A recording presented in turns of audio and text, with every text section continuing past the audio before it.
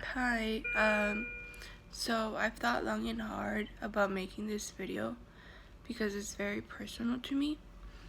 On July 18th, I got a heart and lung transplant. Shocking, right? Yeah, a lung and heart transplant. But first, I want to talk to you guys about my journey that led me up to here. I was born with a heart problem called hypoplastic right ventricle single ventricle physiology.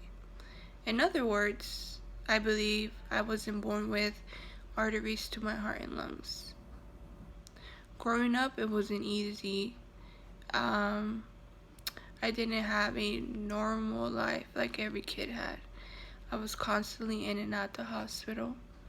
Um,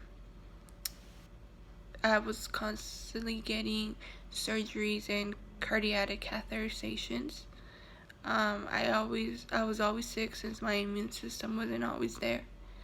And yeah, it was hard.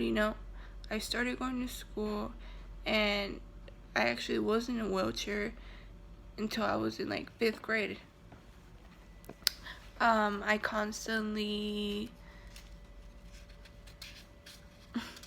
sorry guys, I constantly had to leave my classroom to go get oxygen because I always lacked oxygen. Reasons why my nose and lips were always blue. Um, Although throughout my school years, I had a one-on-one aide to watch me just in case something happened.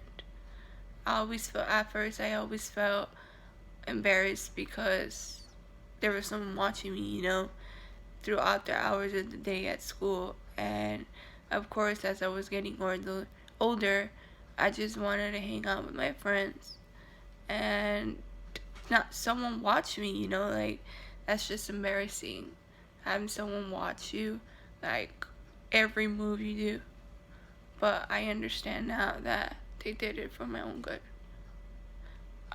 College came by and I was so nervous because this time I was on my own. How ironic is that, right? I wanted someone there. When in school before, when in like elementary, middle school, or high school, I didn't want no one to watch me. But in college, I did. As time went by, I got worse and worse, meaning I started getting sicker and sicker and more tired and tired. Um, you know, then things happened, and I got transferred from Brady's Children's Hospital to UCSD La Jolla, and I got told I needed a heart and double lung transplant. At first it was hard to understand because I thought I was gonna live with my heart problem all my life, like there was no cure for that because no one ever mentioned a heart and lung transplant. And it's hard to believe that I'm here today. But when they said, "Oh, you're getting a heart and double lung transplant," I in my mind thought that it was just, they were gonna schedule me and, do the surgery and leave, 3 days later. No. Actually, I had to wait 6 months for this heart and lung transplant. I got, I don't know my donor. I don't know if my donor is a girl or a boy. I don't know if they were young or older than me. But I just want to say thank you. And also thank God because I know He had better plans. He has better plans for me. So on July 18th, I got my heart and lung transplant, correct? As I mentioned in the beginning.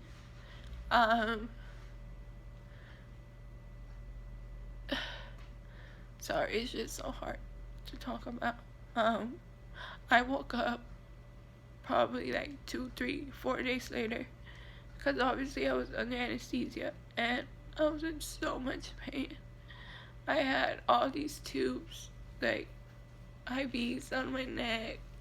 I had this like thick thing on my incision. As you can see, my incisions will be, it's right here, but it's covered at the moment. I had drainage tube coming down at me, which will hurt so much every time I move. I had 3 of them draining tubes. At first I had an NG tube where they would feed me through because I couldn't eat because it was too risky at first, and it was just really bad. Now I've been here for a month, and let's say 6-7 days, almost a month and a week. And it's frustrating, you know, because of course you just want to be home with your loved ones, but it's a process. You know, I got sick, I had a fever, and then I started just very throwing up, and I had like infection, and it was just very bad.